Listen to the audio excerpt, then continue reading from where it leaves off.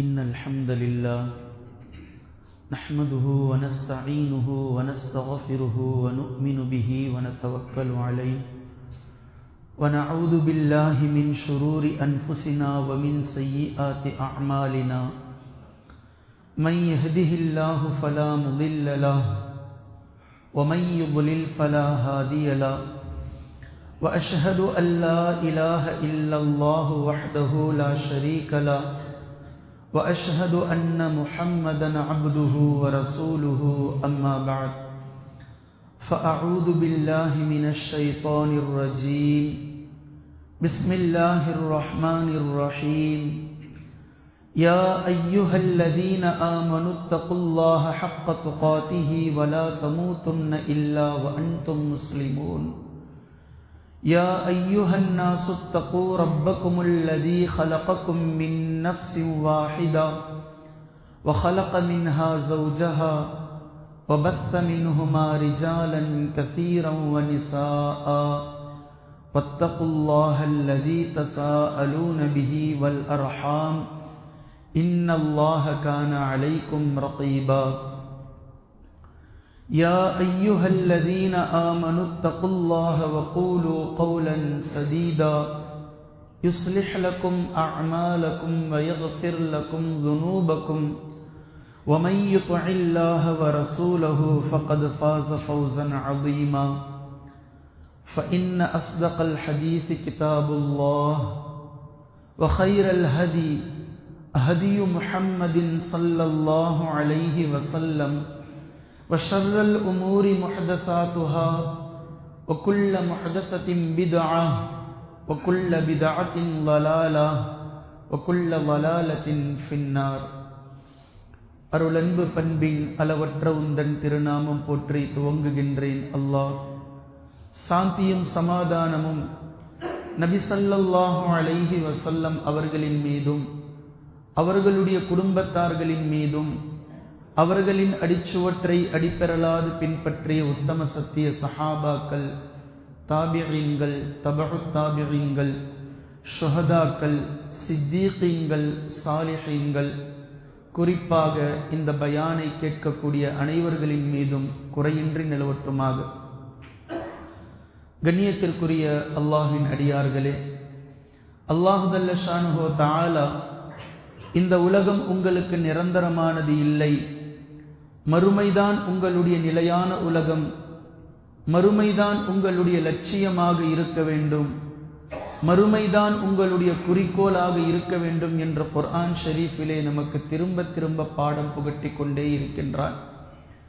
அந்த அடிப்படையில் ஷஅபான் மாதத்தினுடைய கடைசி ஜும்ஆவில் நாம் இருக்கிறோம்.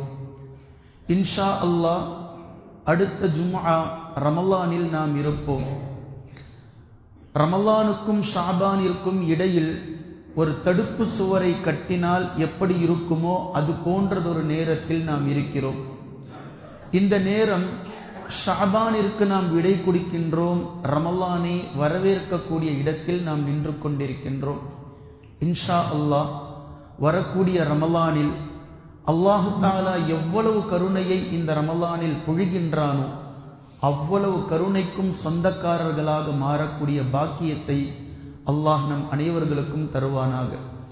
இந்த ரமலானில் எந்த விதமான பாவமும் கலந்து விடாமல், எந்த விதமான குற்றம் குறைகளும் நம்மின் புறத்திலிருந்து நிகழ்ந்து விடாமல் இந்த ரமலான் முழுவதுமாக பாவம் இல்லாத ரமலானாக, பாவம் இல்லாத ரமலானாக, லைலத்துல் கத்ரை அடையக்கூடிய ரமலானாக, எந்தெந்த சிறப்புகளை எல்லாம் அல்லாஹ்வின் தூதர் ஸல்லல்லாஹு அலைஹி வஸல்லம் அவர்கள் ரமலானிற்கென்று சொல்லி இருக்கின்றார்களோ, எந்தெந்த சிறப்புகள் எல்லாம் இந்த ரமலானிற்கு இருக்கிறது என்று அல்லாஹு தஆலா நமக்கு சொல்லி இருக்கின்றானோ அத்தனை சிறப்புகளையும் அடையக்கூடிய பாக்கியமுள்ள நல்லடியார்களுடைய பட்டியலில் அல்லாஹ் நம்மை சேர்த்தருள் புரிவானாக.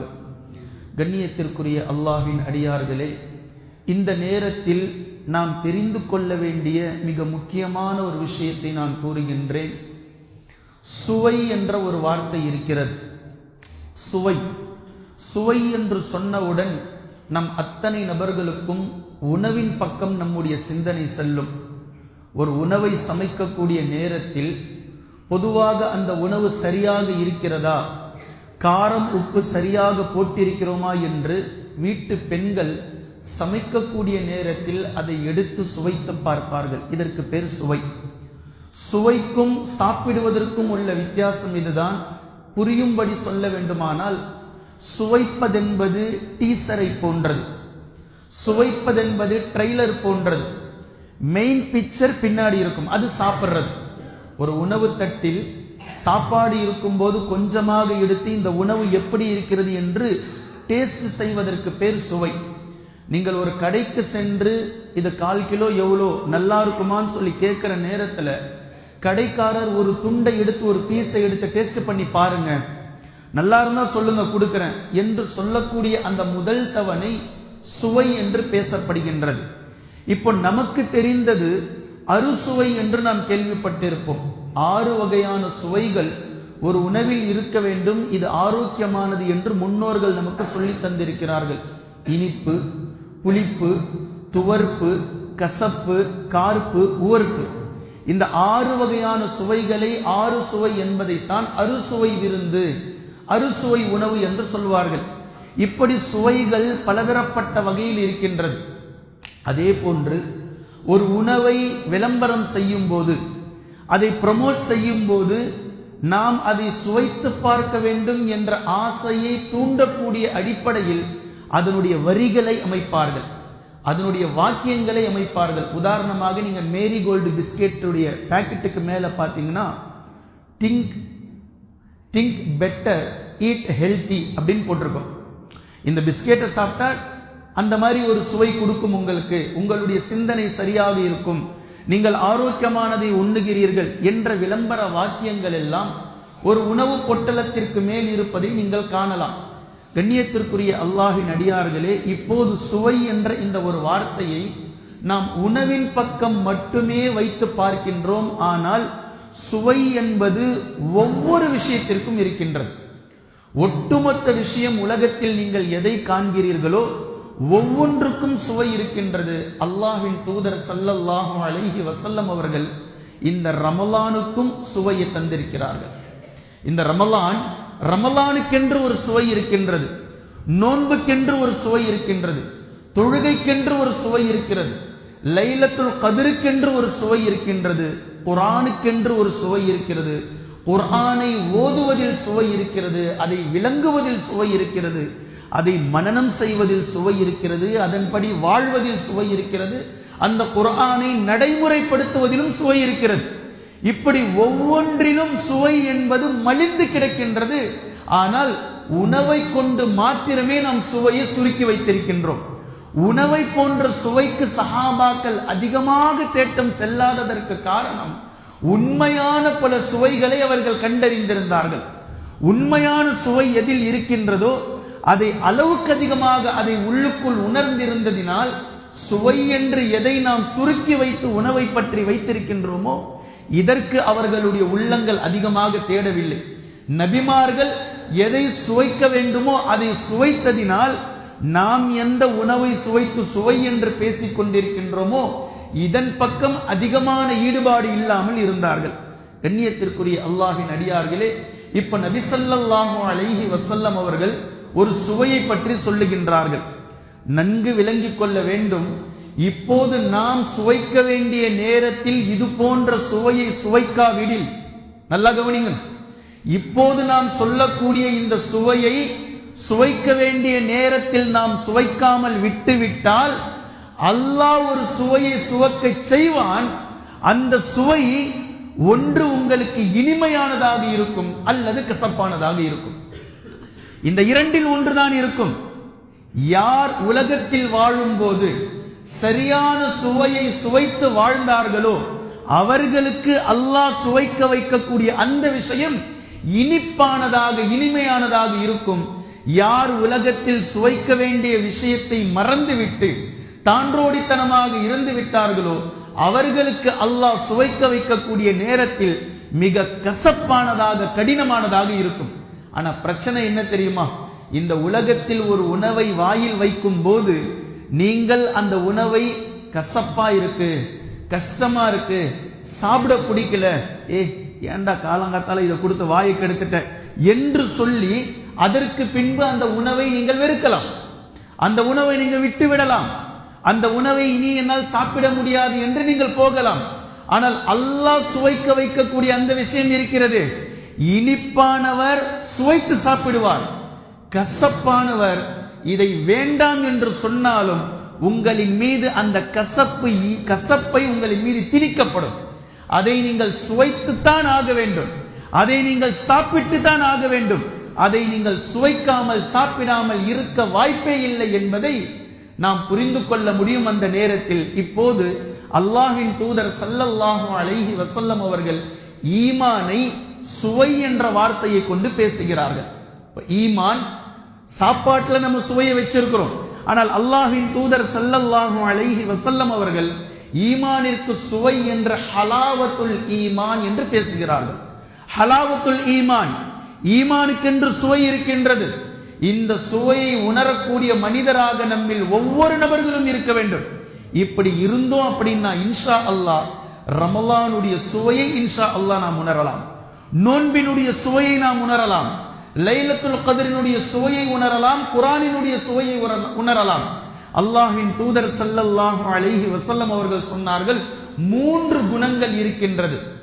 யார் இந்த 3 குணங்களை உணருவாரோ, யாரிடத்தில் இந்த 3 குணங்கள் பெற்றுக் கொள்ளப்படுமோ, யாரிடத்தில் இந்த 3 கேரக்டர் வந்துவிடுமோ, இன்ஷா அல்லாஹ் அவர் ஈமானின் சுவையை உணர துவங்கிவிட்டார்.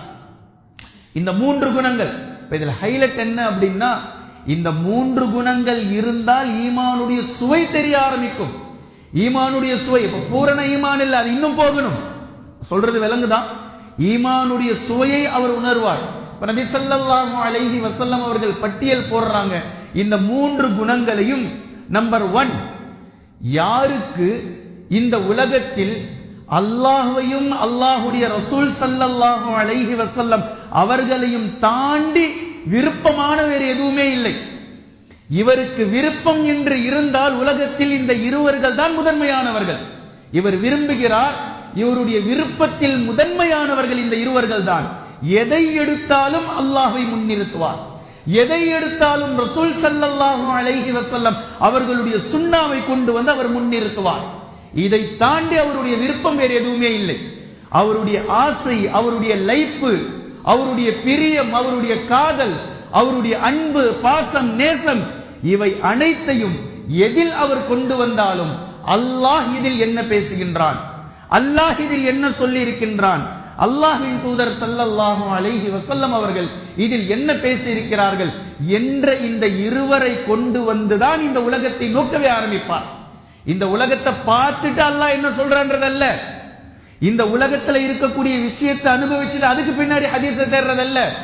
அல்லாஹும் அல்லாஹுடைய ரசூலும் இந்த விஷயத்தில் இதைத்தான் பேசி இருக்கிறார்கள், இப்படித்தான் நம்முடைய வாழ்க்கையை அமைக்க வேண்டும், இந்த விஷயத்தில் இப்படித்தான் அணுக சொல்லி இருக்கிறார்கள், இதை இப்படித்தான் கையாள வேண்டும், இந்த பாதையில் செல்ல வேண்டும் என்று அல்லாஹும் அல்லாஹுடைய தூதரும் செல்வதற்கு அனுமதி வழங்கி இருந்தால் செல்வோம்.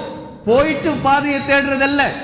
அல்லாஹும் அல்லாஹுடைய ரசூலும் இந்த பாதையை நமக்கு ஹலால் ஆக்கி இருந்தால் செல்வோம், ஹராம் ஆக்கி இருந்தால் இந்த பாதையை தடை, செல்லக்கூடாது.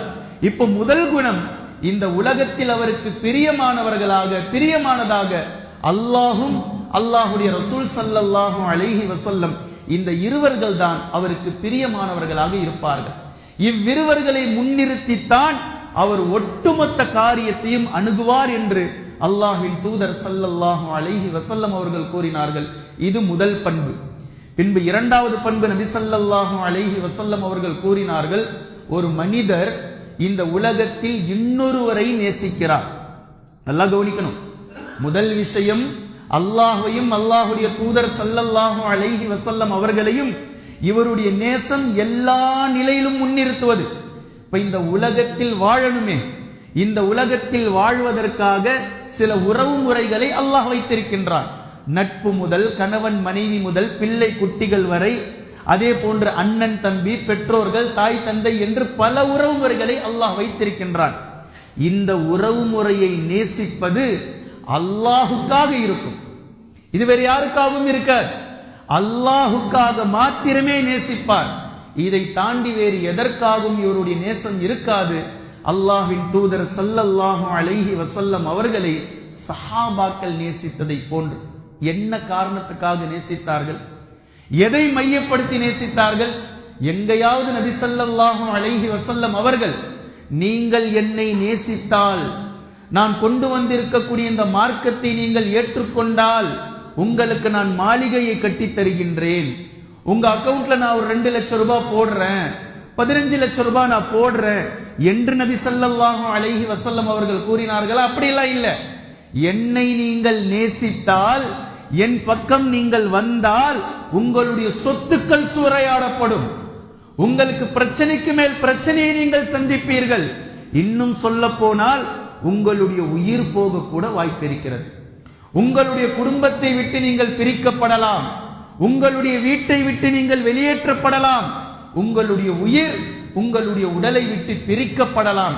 இதுதான் தீன். இதை தாண்டி தான் ஒவ்வொரு சஹாபாக்களும் நபி ஸல்லல்லாஹு அலைஹி வஸல்லம் அவர்களை நேசித்தார்கள். என்னுடைய மனைவி என்னை விட்டு செல்வாளா? பிரச்சனை இல்லை, உங்களுடைய நேசம் அல்லாஹுக்கானது. உங்களை நேசிப்பதினால் என் வீடு என்னை விட்டு செல்லுமா? பிரச்சனை இல்லை, உங்களை நான் நேசிப்பது அல்லாஹுக்காக. உங்களை நான் நேசிப்பதினால் என் சொத்துக்கள் என்னிடம் இருந்து பறிக்கப்படுமா? பிரச்சனை இல்லை, நான் உங்களை நேசிப்பது அல்லாஹுக்காக. உங்களை நான் நேசிப்பதினால் என்னை விரோதிகள் கொன்று விடுவார்களா? பிரச்சனை இல்லை, அது ஷஹீதாக அல்லாஹ்விடத்தில் சேரட்டும், என் உயிர் சென்றாலும் பிரச்சனை இல்லை, நான் உங்களை நேசிப்பது அல்லாஹுக்காக. இப்படித்தான் சஹாபாக்கள் நபி ஸல்லல்லாஹு அலைஹி வஸல்லம் அவர்களை நேசித்தார்கள்.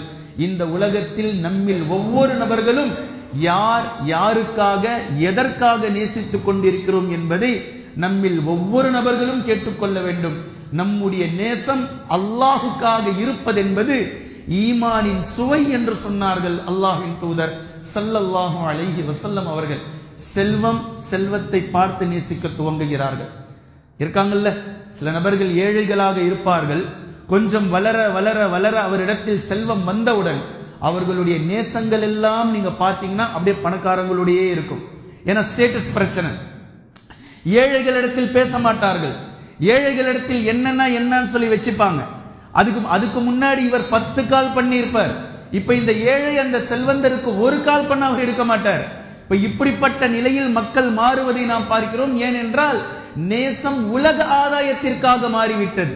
இந்த நேசங்கள், இந்த உறவு முறைகள் எல்லாம் உலக ஆதாயத்திற்காக மாறியதுதான் பிரச்சனை. அல்லாஹுக்காக நேசித்திருந்தால் இந்த பிரச்சனை இருந்திருக்காது. உஸ்மான் இப்னு அஃபான் ரலியல்லாஹு அன்ஹு அவர்கள் செல்வந்தராகத்தான் இருந்தார்கள்.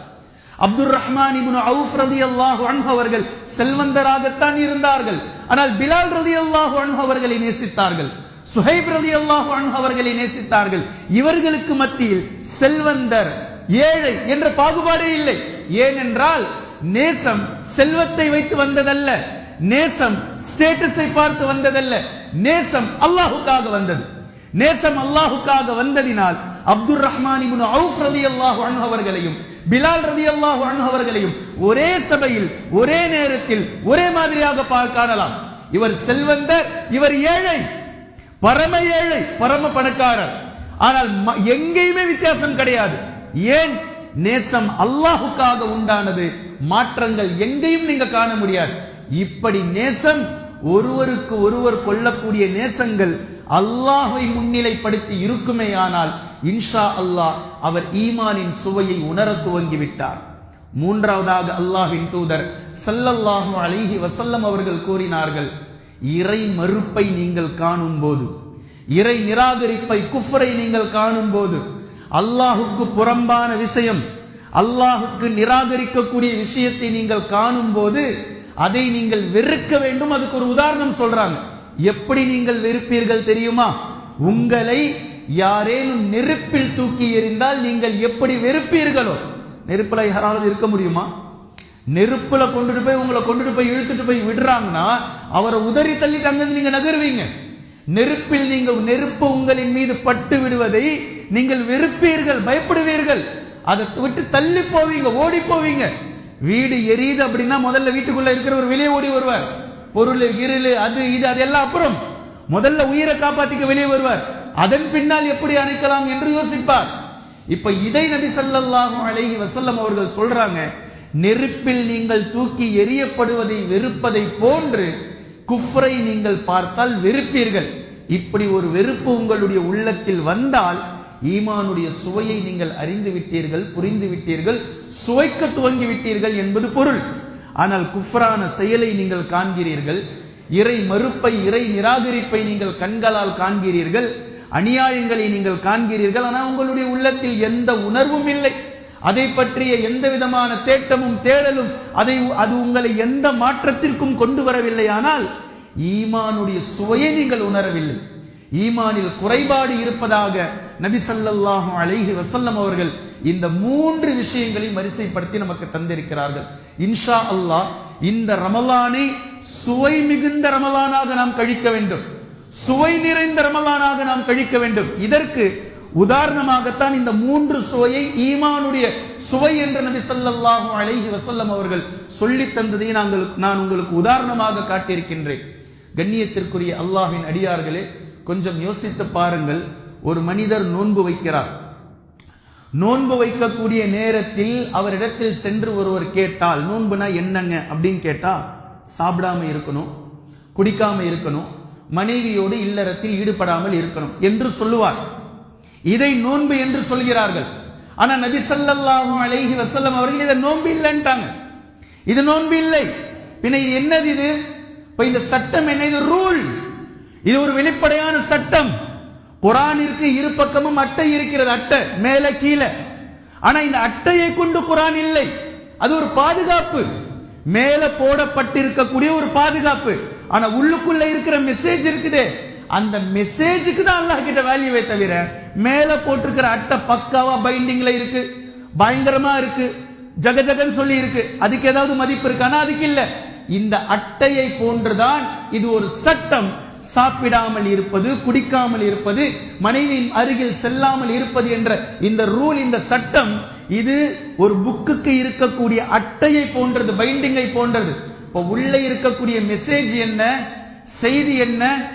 எவர் புறம் பேசாமல் இருப்பாரோ, எவர் பொய்யான நடவடிக்கைகளில் ஈடுபடாமல் இருப்பாரோ, எவர் அவதூறு பேச்சில் கலக்காமல் இருப்பாரோ, எவர் டிவி பார்க்காமல் இருப்பாரோ, இசையை கேட்காமல் எவர் நோன்பில் கழிப்பாரோ, யாருடைய வீடுகளில் ரமலானுடைய எந்த சிந்தனையும் இல்லாமல் டிவி ஓடுவது அணைத்து வைக்கப்படுமோ, தேவையில்லாத மொபைல் போன்களில் பொழுதுபோக்கினுடைய அம்சங்களில் கழிக்காமல் நோன்பு பாதுகாக்கப்படுமோ, எந்த விதமான பொய்யான பேச்சுக்களையும் பொய்யான நடவடிக்கைகளிலும் ஈடுபடாமல் இருந்தால் இதுதான் நோன்பு.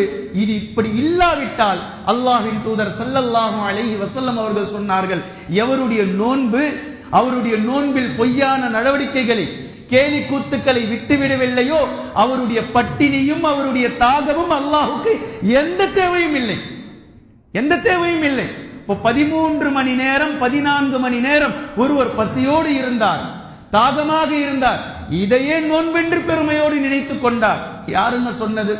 14 மணி நேரம் 12 மணி நேரம் சில நேரங்களில் குளிர்காலத்தில் இரவுல தூங்குறோம். கிட்டத்தட்ட 8 மணிக்கு தூங்கி காலையில 8 மணிக்கு எந்திரிச்சோம் அப்படின்னா அதே 12 மணி நேரம் பட்னியா தான் தூங்கி இருக்கிறோம், தண்ணி குடிக்காம தாகமா தான் தூங்கி இருக்கிறோம். தூங்குனதுனால பசி உணரல, பகல்ல முழிச்சுக்கிட்டு இருக்கனால பசியை உணர்கிறோம். இவ்வளவுதான் டிஃபரண்ட், இவ்வளவுதான் வித்தியாசம். 2 நாட்கள் ஒரு வனவிலங்கிற்கு உணவு கிடைக்கல அப்படின்னா அந்த விலங்கு நோன்பு, அவ்வளவுதானே. சில விலங்குகள் இருக்கிறது தானாக வேட்டையாடித்தான் சாப்பிடும், சில விலங்குகள் செத்ததை சாப்பிடும், சில விலங்குகள் வேற ஒரு பிராணி வேட்டையாடி இதை சாப்பிடும். இப்போ தான் மட்டுமே வேட்டையாடி சாப்பிடக்கூடிய ஒரு வனவிலங்கிற்கு உணவு கிடைக்கல, ஒரு நாள் வேட்டையாடிச்சு ஃபெயிலர் ஆயிடுச்சு. எல்லா மான்களுமே சிங்கத்துக்கு உணவா கிடைச்சிடாதே, சமயங்கள்ல மானும் தப்பிச்சு போகும்ல. எல்லா முயல்களுமே புலிக்கு உணவா கிடைச்சிடாது, சமயங்கள்ல புலிகளும் முயல்களும் தப்பிச்சு போக வாய்ப்பு இருக்கு. இப்போ ஒரு நாள் ஃபுல்லா வேட்டைக்காக காத்திருந்த வனவிலங்குகளுக்கு உணவு கிடைக்கல, 2வது நாள் வேட்டை கிடைக்கல, 3வது நாள் வேட்டை கிடைக்கல, அதுவரை பட்டினித்தான், அதுவரை தாகித்துதான். பல குளங்கள் வற்றி இருக்கின்றது அந்த காடுகளுக்குள். தண்ணீர் எங்கிருக்கிறது என்று இங்கிருந்து ஒரு குளத்தில் இருந்து இன்னொரு குளம் தேடி செல்லும் தூரத்தில் பறவைகள் இறந்து இருக்கிறது. நடந்திருக்கா இல்லையா? எல்லாவற்றையும் டிஸ்கவரியில் நாம பார்க்க தான் செய்யறோம். இப்போ பட்டினியா பசியா இருந்ததெல்லாம் நோன்பு என்று நாம் வைத்துக் கொண்டால், அனுதினமும் வருடம் முழுவதும் ஒவ்வொரு விலங்குகளும் நோன்பு வைத்துக் கொண்டுதான் இருக்கின்றது. தெருவில் சுற்றக்கூடிய நாய்க்கு யாருமே 2 நாளா உணவு போடலன்னா நோன்புதான். ஒரு பூனையை கட்டி போட்டு நீங்க 2 நாளா உணவு போடலன்னா நோன்புதான். இப்போ பசித்திருப்பது, தாகித்திருப்பது என்பது மிகப்பெரிய ஒரு தியாகமோ பெரிய விஷயமோ அல்ல. அல்லாஹ் அதற்கு நன்மை தருவான், அது வேறு. ஆனா இதுவே நோன்பல்ல, நோன்பினுடைய சுவை அதுவல்ல. அப்போ நோன்பின் சுவை எது? இன்றைய தினம் நான் நோன்பு வைத்தேன், சஹர் முதல், இஃப்தார்ல யோசிங்க, சஹர் முதல் இஃப்தார் வரை இன்று என் காதில் யாரை பற்றிய புறங்களும் என் காதில் விழவில்லை, யாரை பற்றிய புறத்தையும் என் நாவால் நான் பேசவில்லை, எந்த விஷயத்திலும் நான் பொய்யாக நடந்து கொள்ளவில்லை. சந்தோஷமா நோன்பு தரங்க, இதுதான் சந்தோஷம். ஒரு நோன்பு 12 மணி நேரம் 13 மணி நேரம் முடியக்கூடிய நேரத்தில் அல்லாஹும் அல்லாஹுடைய ரசூல் ஸல்லல்லாஹு அலைஹி வஸல்லம் அவர்கள் எதையெல்லாம் விட்டு தடுத்தார்களோ, என் நோன்பு அது எல்லாவற்றையும் விட்டு தடுத்து விட்டது. நான் இன்றைய நோன்பில் பாவம் இல்லாத தினத்தை நான் கழித்தேன், நோன்பை கழித்தேன் என்று எவருக்கு அந்த நேரத்தில் சந்தோஷம் தருகின்றதோ, இவருக்கு நோன்பு திறக்கும் போது ஏற்படக்கூடிய அளப்பெரிய சந்தோஷத்தை அவர் உணர்வார். இரண்டாவது சந்தோஷம், இவர் ஆதரவு வைப்பார், அல்லாஹை சந்திக்கும் நாளிலும் அவர் சந்தோஷம் அடைவார். கண்ணியத்திற்குரிய அல்லாஹின் அடியார்களே, நோன்புக்கென்று இருக்கக்கூடிய சுவையை உணராவிட்டால் தக்குவாவும் இல்லாமல் போய்விடும். இப்ப நபி அல்லாஹு தஆலா குர்ஆனில் நோன்பில் தக்குவா இருக்கிறது அப்படின்னு சொல்றான். நோன்பில் தக்குவா இருக்கிறது. இப்ப நான் சொன்ன மாதிரியான குறைபாடான நோன்புகள் இருப்பதினால்தான் நோன்பில் இருந்து நமக்கு தக்குவா எடுத்துக்கவே முடியல. மொபைல போய் சார்ஜில் வச்சுட்டு சுவிட்ச் போட மறக்கிற மாதிரி, அல்லது நம்மளுடைய பின்னு லூசா இருக்குது போட்டு விட்டு வந்தோம், ஏதோ ஒரு ஆட்டம் கண்டு 2 மணி நேரம் கழிச்சு போய் பார்த்தாக்கா மொபைல் சார்ஜே ஏறல. என்ன காரணம் அப்படின்னா பின்னு லூசா இருந்திருக்கு, சுவிட்ச் போட மறந்து வந்திருக்கிறோம். இந்த மாதிரி தான் நோன்பின் மூலமாக தக்குவாவை சார்ஜ் செய்யக்கூடிய நாம் வெறும் பட்னியா இருந்தோம், வெறும் தாகமா இருந்தோம். ஆனா எதை செய்யணுமோ அதை செய்யல, அந்த எல்லா பாவத்தையும் செஞ்சோம். பொய் பேசணும், புறம் பேசினோம், அவதூறு பேசினோம், தேவையில்லாத விஷயத்தில் ஈடுபட்டோம். இது எப்படி தக்குவாவை கொடுக்கும்? எப்படி தக்குவாவை கொடுக்கும்? 13 ஆண்டுகள் நபி ஸல்லல்லாஹு அலைஹி வஸல்லம் அவர்கள் மக்காவில் வாழ்ந்தார்கள். நோன்பு, ரமலானுடைய நோன்பு கடமையாக்கப்படல. மதீனாவுக்கு போனதற்கு பிறகு முதல் வருடம் ரமலானுடைய நோன்பு கடமையாக்கப்படல. 2ஆம் வருடம் ஹிஜ்ரி 2 இருந்துதான் ரமலானுடைய நோன்பு கடமையாக்கப்படுகின்றது. இப்போ முதல் வருடத்தினுடைய நோன்பில் அவர்கள் நோன்பு நோக்கிறார்கள். அவர்களுடைய தக்குவாவை பாருங்கள், சுப்ஹானல்லாஹ். நோன்பை நோற்று கொண்டு பதிர்களத்தில் நின்றார்கள். அதே ஒரு பேரிச்ச பழம், 2 பேரிச்ச பழம், இவ்வளவுதான். ஆனால் பதிர்களத்தில் நின்று கொண்டிருந்தார்கள். கண்ணியத்திற்குரிய அல்லாஹின் அடியார்களே, தக்குவாவை விட்டு விட்டு எடுக்கக்கூடிய நோன்பு எந்த வகையிலும் அது நோன்பாக இருக்காது. இதனால் தான் இப்ப நம்ம பேசுறோம்ல, எனக்கு விவரம் தெரிஞ்ச நாள்ல இருந்து நான் நோன்பை விட்டதே இல்லை, எனக்கு விவரம் தெரிஞ்ச நாள்ல இருந்து நான் நோன்பை ஒரு நாளும் விடல. நோன்பை விடலன்றது சரிங்க.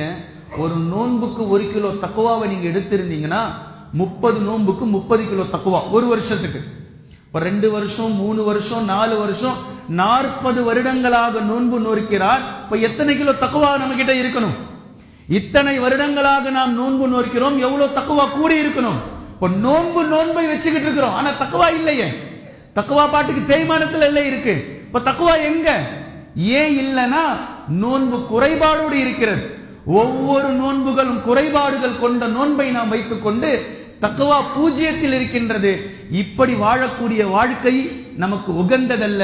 இதைத்தான் ரமலானுடைய சுவையை உணர வேண்டும் என்று நான் சொல்கின்றேன். நோன்பினுடைய சுவையை உணர வேண்டும் என்று நான் சொல்கின்றேன். இப்போது கவனியுங்கள், யார் ஈமானுடைய சுவையை உணரவில்லையோ, யார் ரமலானுடைய சுவையை உணரவில்லையோ, யார் குர்ஆனுடைய சுவையை, நோன்பின் சுவையை, லைலத்துல் கத்ருடைய சுவையை உணராமல் அப்படியே போற போக்கில் கழிச்சாரோ, அப்படியே கடந்த காலத்தில் கழிச்சாரோ, அப்படியே அவர் பாட்டுக்கு கழிச்சுக்கிட்டு இருந்தாரோ, இப்போ அல்லாஹு தஆலா பேசுறான் பாருங்க. மௌத் என்பது எல்லோருக்கும் வரும். நல்லா கவனிங்க, மௌத் என்று எல்லோருக்கும் வரும். குர்ஆன் மௌத்தை பல இடங்களில் பல மாதிரியாக பேசுகின்றது. ஒரு இடத்தில் அல்லாஹ் பேசுகின்றான், குல் இன்னல் மௌத்தல்லதி தஃபிர்ரூன மின்ஹு ஃபஇன்னஹு முலாகீக்கும். நபியே, நீங்கள் அவர்களிடத்தில் கூறுங்கள், நீங்கள் மரணத்தை கண்டு விரண்டு ஓடுகிறீர்கள். எதை கண்டு நீங்கள் விரண்டு ஓடுகிறீர்களோ ஃபஇன்னஹு முலாகீக்கும், அது உங்களை சந்திக்கும் என்று சொல்கின்றான். மரணத்தை கண்டு நீங்க விரண்டு ஓடுறீங்க, மௌத் உங்களுக்கு பின்னாடி இல்ல, உங்களை வந்து பிடிக்கிறதுக்காக. அல்லாஹ் தஆலா எவ்வளவு தெளிவா அதை உடைச்சு பேசுறான் பாருங்க. உங்களை துரத்திக்கிட்டு வரல மௌத்து, நீங்க எங்க ஓடுறீங்களோ உங்களுக்கு முன்னாடி நிற்கும், உங்களை சந்திக்கும். சந்திக்கும்னா என்ன? அது உங்களுக்கு ஆப்போசிட்ல வரும். உங்களுக்கு முன்னாடி இருக்கும் மௌத், நீங்க அதை நோக்கித்தான் ஓடுகிறீர்கள். ஆனா நீங்க நினைச்சுக்கிட்டீங்க மௌத்திலிருந்து நான் என்னை பாதுகாப்பு பெற்றுக் கொண்டேன், நான் இன்னும் கொஞ்ச நாள் வாழ்வேன். இல்ல, மௌத் அங்கதான் இருக்கு, உங்களை அது ஆப்போசிட்ல சந்திக்கும். நீங்க எது வரைக்கும் ஓடுகிறீர்களோ, எங்கு ஓடினாலும் உங்களுக்கு தெரிந்தோ தெரியாமலோ மரணத்தை நோக்கித்தான் நீங்கள் ஓடிக்கொண்டிருக்கிறீர்கள். மரணம் உங்களுக்கு முன்னால் வந்து உங்களை சந்திக்கும். ஃபைன்னஹு முலாகீக்கும்.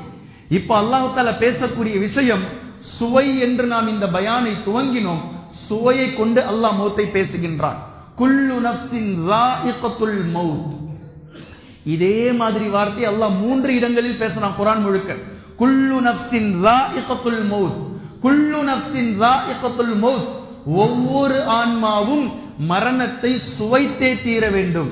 இங்க மரணம் அடைந்தே தீர வேண்டும் என்று சொல்லி இருக்கலாம் இல்ல, மரணத்தை சுவைத்தே தீர வேண்டும் என்று ஸாயிகா, லஸ்ஸத், சுவை என்ற வார்த்தையை கொண்டு அல்லாஹ் தஆலா பேசுவதனுடைய நோக்கம் என்ன? என்ன காரணம்? சுவை என்று அல்லாஹ் தஆலா ஏன் பேசுகின்றான்? உண்மையாகவே முஃமின்களுக்கு சுவைதான். உண்மையாகவே முஃமின் அல்லாதவர்களுக்கு இது மிகப்பெரிய கசப்பு தான். நல்லா விளங்கிக்கோங்க. அதே போன்று நாம் ஏற்கனவே சொன்னோம், டேஸ்ட் பார்க்கிறது வேற, சுவைச்சி பார்க்கிறது வேற, மொத்தமா சாப்பிடுறது என்பது வேற.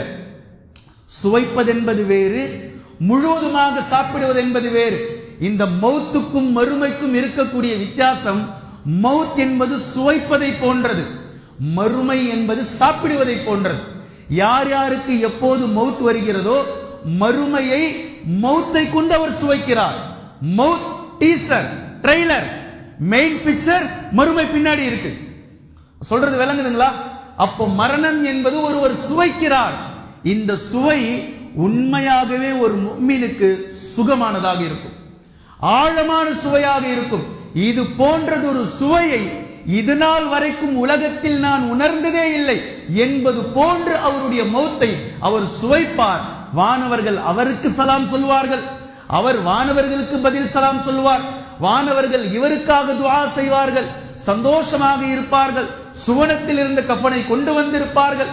மலக்குல் மௌத் மிக அழகாக ரூஹை, தூய ஆத்மாவே என்று சொல்லி அழைப்பார். இங்கேயே அவர் பாஸ் ஆயிட்டார்.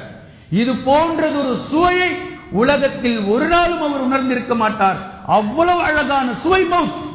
உலகத்தில் ஒவ்வொரு முஃமினும் சுவைக்க வேண்டிய சுவை இதுதான்.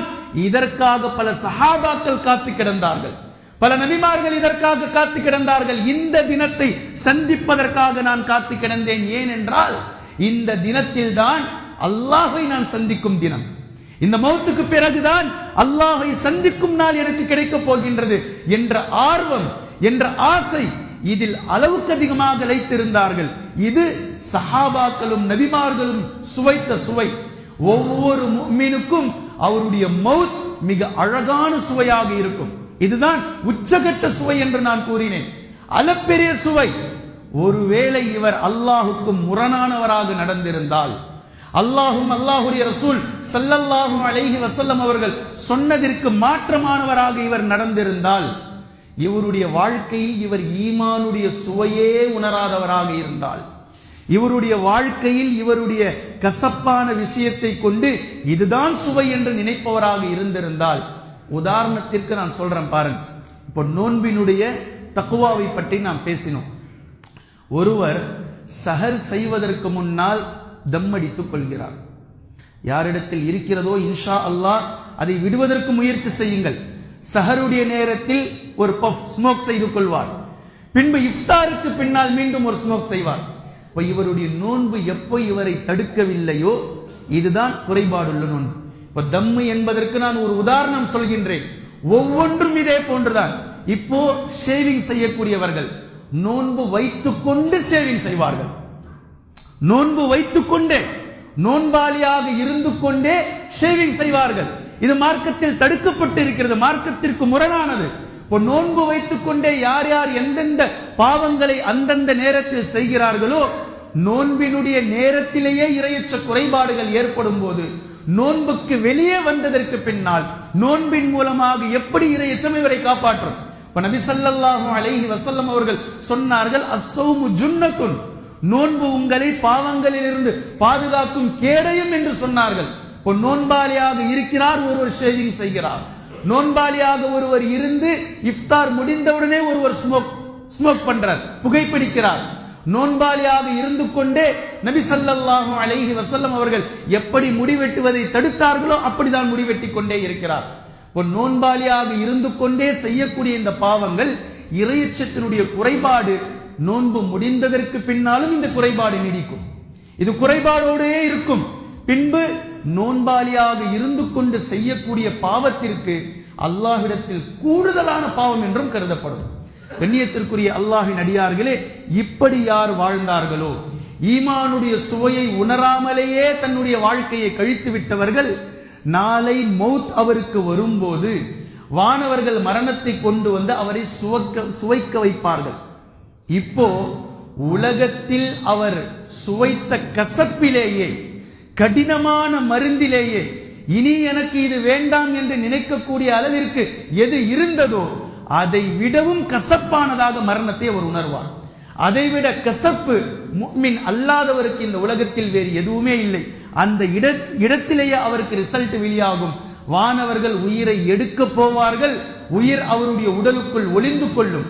பின்பு வானவர்கள் அவரை அடித்து அவருடைய உயிரை அவருடைய உடலில் இருந்து வலுக்கட்டாயமாக எடுப்பார்கள். மிகப்பெரிய கசப்பான நாள், மிகப்பெரிய இருள் சூழ்ந்த நாள் அவருக்கு அன்றைய தினம்தான். இதை விடவும் ஒரு கடினமான, கசப்பான, கடுப்பான ஒரு தினத்தை அவர் அவருடைய வாழ்வில் கண்டிருக்கவே மாட்டார்.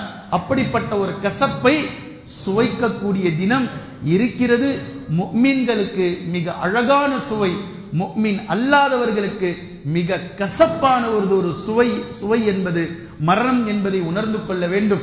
இந்த மரணம் நமக்கு சுவையானதாக இருக்க வேண்டுமானால், இந்த மௌத் நமக்கு அழகானதாக, டேஸ்டியாக, எம்மியாக, கிறிஸ்பியாக எப்படியெல்லாம் நாம் சொல்கின்றோமோ, நம்முடைய மௌத் நமக்கு அப்படி இருக்க வேண்டுமானால் ஈமானின் சுவையை, ரமலானின் சுவையை, நோன்பின் சுவையை, குர்ஆனின் சுவையை, லைலத்துல் கத்ரின் சுவையை உணர்ந்தவர்களாக நாம் இருந்தால் இன்ஷா அல்லாஹ் நாம் கடைசியாக சுவைக்க போகும் சுவை மௌத்தும் மிக அழகானதாக இருக்கும். இதற்கு பின்னால் மெயின் பிக்சர் இருக்கிறது, அது உணவு. சாப்பிட போகின்றோம், உணவு. மறுமையினுடைய வாழ்க்கை முழுக்க முழுக்க உணவுதான். அப்போ சுவை கிடையாது. மௌத்துக்கு மௌத் வந்துவிடும். நபி ஸல்லல்லாஹு அலைஹி வஸல்லம் அவர்கள் கூறினார்கள், நாளை மறுமையில் சொர்க்கவாசிகள் சொர்க்கத்திற்கு சென்றதற்கு பின்னால் ஒரு வானவர் வருவார், ஒரு ஆட்டை அழைத்து கொண்டு வருவார். அந்த சொர்க்கவாசிகள் எல்லாம் அழைத்து அந்த ஆட்டை அறுத்து விட்டு சொல்வார், மௌத்துக்கு மௌத் வந்து விட்டது, இனி உங்களில் யாருக்குமே மௌத் கிடையாது, இனி மௌத் இல்லை, ஒரு வாட்டி தான் மௌத். பின்பு இந்த மௌத்துக்கு பின்னால் நிலையான வாழ்க்கை கொடுக்கப்படும் என்று நபி ஸல்லல்லாஹு அலைஹி வஸல்லம் அவர்கள் கூறியதை நாம் பார்க்கிறோம்.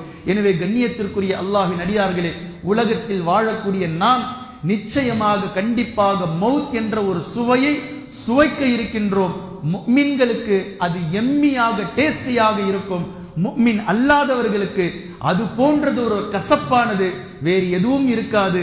மௌத் இனிப்பானதாக இருக்க வேண்டுமானால் இன்ஷா அல்லாஹ் நம் இடத்திலே வந்திருக்கக்கூடிய இந்த ரமலானுடைய சுவையை முழுவதுமாக உணர்ந்து, இந்த ரமலானுடைய அழகை முழுவதுமாக ரசித்து ருசித்து, ஒவ்வொரு நோன்பையும், ஒவ்வொரு தஹஜ்ஜுத்தையும், ஒவ்வொரு இரவு தொழுகையும், குர்ஆன் ஓதுதலையும் உணர்ந்து உணர்ந்து நாம் அதன்படி வாழ்ந்து இந்த அமல்களை சுவைத்து சுவைத்து ரசித்து ருசிக்கக்கூடிய நல்லடியார்களுடைய பட்டியலில் அல்லாஹ் தஆலா நம்மை சேர்ப்பானாக. وآخر دعوانا أن الحمد لله رب العالمين.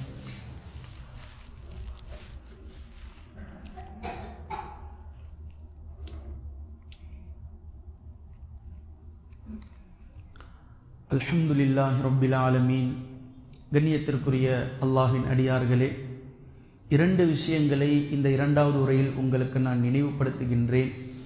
முதலாவது, எல்லா ஆண்களும், எந்த நிலையில் இருக்கக்கூடிய ஆண்களும், கணவன்மார்கள், ஆண் பிள்ளைகள், தகப்பன்மார்கள், எல்லோருமே உணரக்கூடிய சகோதரர்கள் எல்லோருமே உணர வேண்டிய இந்த நேரத்தில் விஷயம், பெண்களுடைய தியாகத்தை நாம் இந்த ரமலானில் கூடுதலாக மதிக்க வேண்டும். என்ன காரணம் என்றால், ஒவ்வொரு நாளும் ஓய்வில்லாமல், விடுமுறை இல்லாமல் வேலை செய்யக்கூடிய ஒரு துறை இந்த பெண்களுடைய துறை. அவர்கள் தங்களுடைய கணவன்மார்களுக்காக, தங்களுடைய சகோதரர்கள், பெற்றோர்கள், தந்தைமார்கள், பிள்ளைகளுக்காக ஒவ்வொரு நாளும் வேலைகளை செய்து கொண்டிருக்கிறார்கள். குறிப்பாக இந்த ரமலானிலே சூடான உணவை சஹரிலே சாப்பிடக்கூடிய ஆண்கள் இருக்கிறார்கள். ஆண் 4 மணிக்கு எழுந்தால் அந்த வீட்டினுடைய ஒரு பெண், தாய், மனைவி, மகள், சகோதரி 3 மணிக்கெல்லாம் எழுந்து குடும்பத்தினுடைய ஆண்களுக்காக, எல்லோருக்காகவும் அவர்கள் வேலை செய்யக்கூடியவர்களாக இருப்பதை நாம் பார்க்கிறோம். நாம் இபாதத்தில் மூழ்கி இருக்கக்கூடிய நேரங்களில் கூட அந்த பெண்கள் கணவன்மார்களுக்கும் பெற்றோர்களுக்கும் செய்யக்கூடிய பணிவிடையில் அவர்கள் ஈடுபட்டிருப்பதை நாம் பார்க்கிறோம். இபாதத் செய்வதற்கு கூட அவர்களுக்கு நேரம் குறைவாக இருக்கும். எனவே ஆண்கள் இந்த நேரத்தில், இந்த இடத்தில் பெண்களுடைய தியாகத்தை மதிக்க வேண்டும், போற்ற வேண்டும். இந்த நேரத்தில் கொஞ்சம் விட்டு கொடுத்தலை அதிகமாக்குங்கள். இந்த நேரத்தில் அவர்கள் இபாதத் செய்வதற்காகவும் உங்களுடைய நேரங்களை ஒதுக்குங்கள். ஏதேனும் உங்களுடைய சஹரிலும் இஃப்தாரிலும் சின்ன சின்ன குறைகள் சூடில்லாமல் இருக்கிறதா என்று இருந்தால் அதை பொறுத்து கொண்டு ஏற்றுக்கொள்ளுங்கள். ஏனென்றால் உங்களுக்கு முன்னால் அவர்கள் தியாகங்களை செய்து கொண்டுதான் இருக்கிறார்கள். எனவே பெண்களுடைய இந்த தியாகத்தை, மதிப்பை இந்த ரமலானில் அளவுக்கு அதிகமாக நாம் போற்ற வேண்டும், அதை மதிக்க வேண்டும். இது நம்பர் 1. 2வது விஷயம், இந்த ரமலான் வரக்கூடிய நேரத்தில் சிலருக்கு அல்லாஹு தஆலா தக்வாவை தருவான். சில நபர்களுக்கு அல்லாஹுடைய பயம் வரும். ஏனைய நாட்களில் தொழாதவர்கள் பள்ளிக்கு ரமலானுடைய மாதத்தில் வருவார்கள். அல்ஹம்துலில்லாஹ், வரட்டும். அவர்களை வழமையான தொழுகையாளிகள் வரவேற்க வேண்டுமே தவிர அவர்களை ஏளனமாக பார்க்க கூடாது. ரமலான் வந்த உடனே இவர் வருவாரு, ரமலான் முடிஞ்ச உடனே இவர் போயிடுவாரு என்று பரிகாசம் செய்வதோ, கேலி கிண்டல் செய்வதோ, அவருடைய மனதை நோகடிப்பதோ தயவு செய்து இப்படி செய்து விடாதீர்கள். அவருக்காக துஆ செய்யுங்கள். யா அல்லாஹ், இந்த ரமலானில் ஏற்பட்ட மனமாற்றம் இன்ஷா அல்லாஹ் இவருடைய மௌத்து வரைக்கும் இவர் 5 வேளை தொழுகையாளியாக இருக்கட்டும் என்று அவருக்காக துஆ செய்யுங்கள். முடிந்தால் அவருக்கான நல்லுபதேசங்களை நீங்கள் வழங்குங்கள். அவரை ஊக்குவித்து இன்ஷா அல்லாஹ் இந்த ரமலான் முடிந்ததும் பள்ளியினுடைய தொடர்பில்லாமல் அவர் சென்று விடாத அளவிற்கு உங்களால் முடிந்தால் நல்ல உங்களுடைய குணங்களை கொண்டு, உங்களுடைய பழக்க வழக்கங்களை கொண்டு அவர்களை பிடித்து வையுங்கள். பள்ளியினுடைய தொடர்போடு அவரை ஆக்கிக் கொள்ளுங்கள். தயவு செய்து கேலி கிண்டல் செய்து, அவரை பரிகாசம் செய்து, அங்கு வந்தாலே இவர் ரமலானுக்கு வருபவர் என்று நிலை ஆக்கிவிடாதீர்கள். ஒவ்வொரு நபர்களும் ஒவ்வொரு மாதிரி இருப்பார்கள். சிலர் 10 நாட்கள் வருவார்கள். இன்னும் சிலர் அந்த முதல் ஒரே ஒரு நோன்புக்கு மட்டும் வருவார்கள். அந்த ஒரே ஒரு நோன்பு, முதல் சஹர், முதல் இஃப்தார், முதல் இரவு தொழுகை, இப்படியெல்லாம் இருக்கிறார்கள். அல்லாஹு தஆலா அந்த ஒரு நாள், ஒரு நொடி பொழுது, 1 மணி நேரத்திற்கு தரக்கூடிய மனமாற்றத்தை அல்லாஹு தஆலா வாழ்நாள் முழுவதும் அவருக்கு தரட்டும் என்று நாம் துஆ செய்வோம். இன்ஷா அல்லாஹ் வாழ்நாள் முழுக்க ஒட்டுமொத்த மக்களும் தொழுகையாளிகளாக மாறுவதற்கு நாம் போராடுவோம், பாடுபடுவோம். அல்லாஹ்விடத்தில் ஒட்டுமொத்த நபர்களுக்காகவும் கையேந்துவோம் என்பதை நான் கூறிக்கொள்கின்றேன். அல்லாஹு தஆலா குர்ஆனையும் ஹதீஸையும் தெளிவாக விளங்கக்கூடிய நபர்களாகவும் அதை நடைமுறைப்படுத்தக்கூடிய மக்களாகவும் அல்லாஹ் நம்மை ஆக்குவானாக. அஊது பில்லாஹி மினஷ் ஷைத்தானிர் ரஜீம். பிஸ்மில்லாஹிர் ரஹ்மானிர் ரஹீம். இன்னல்லாஹ யஅமுரு பில் அத்லி வல் இஹ்சான் வ ஈதாஇ தில் குர்பா வ யன்ஹா அனில் ஃபஹ்ஷாஇ வல் முன்கரி வல் பகி يعظكم لعلكم تذكرون اذكروا الله يذكركم وادعوه يستجب لكم والله يعلم ما تصنعون.